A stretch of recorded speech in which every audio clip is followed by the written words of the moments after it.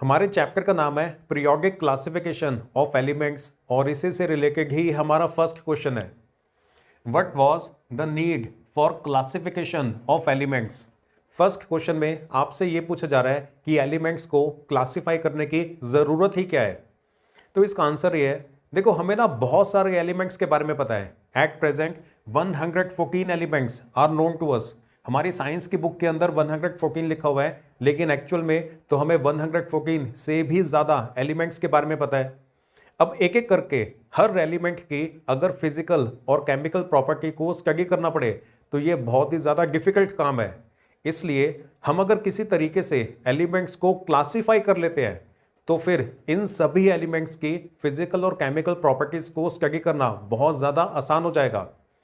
देखो एलिमेंट्स इतने ज़्यादा हैं, 114 एलिमेंट्स हैं। एक एक करके अगर आपको इनकी फिजिकल और केमिकल प्रॉपर्टीज़ को स्टडी करना पड़े तो ये बहुत ज़्यादा डिफिकल्ट काम है। किसी भी टेक्निक से अगर हम एलिमेंट्स को क्लासीफाई कर लेते हैं, मतलब ग्रुप्स में डिवाइड कर लेते हैं, तो फिर इन एलिमेंट्स की फिजिकल और केमिकल प्रॉपर्टीज़ को स्टडी करना बहुत ज़्यादा आसान हो जाएगा। फॉर एग्जाम्पल देखो ये हमारे पास है मॉडर्न पीरियोडिक टेबल।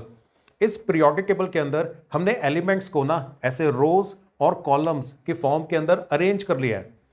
ये जो हॉरिजॉन्टल रोज है ना, ये वाली जो रोज हैं इन्हें पीरियड्स बोलते हैं, और ये जो वर्टिकल कॉलम्स हैं इन कॉलम्स को ग्रुप्स बोला जाता है।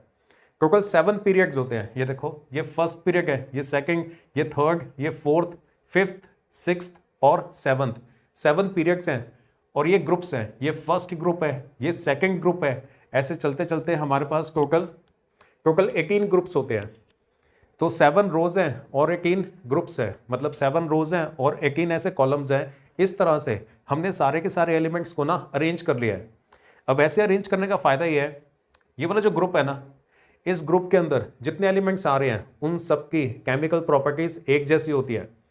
तो ये फर्स्ट ग्रुप में से अगर आपको किसी एक एलिमेंट की केमिकल प्रॉपर्टीज़ के बारे में पता है तो बाकी के एलिमेंट्स की केमिकल प्रॉपर्टीज़ के बारे में आप बहुत आसानी से प्रेडिक्ट कर सकते हो।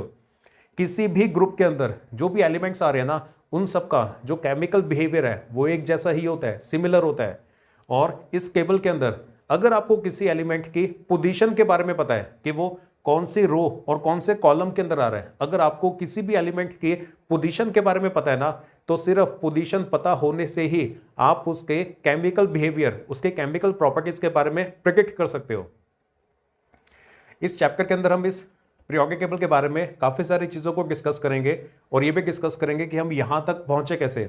डायरेक्टली ये वाला टेबल नहीं बन गया था, पहले कुछ और टेबल्स बने थे, फिर उनको रिजेक्ट करके फाइनली हम मॉडर्न पीरियोडिक टेबल यहाँ तक पहुँच गए थे। चलो आपको क्वेश्चन क्लियर हुआ। इस क्वेश्चन में आपसे ये पूछा जा रहा था कि एलिमेंट्स को क्लासिफाई करने की ज़रूरत ही क्या है। तो इसका आंसर ये है, ये देखो ये इतने सारे एलिमेंट्स की, जैसे लिथियम, सोडियम, पोटेशियम, ये इतने सारे एलिमेंट्स की एक एक करके अगर आपको फिजिकल और केमिकल प्रॉपर्टीज़ को स्टडी करना पड़े तो ये बहुत ज़्यादा डिफिकल्ट काम है।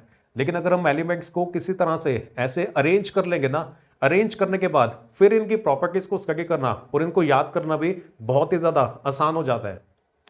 तो आप अपने आंसर में ये लिखोगे, at present 114 elements are known to us. It is very difficult to study and remember the physical and chemical properties of all these elements.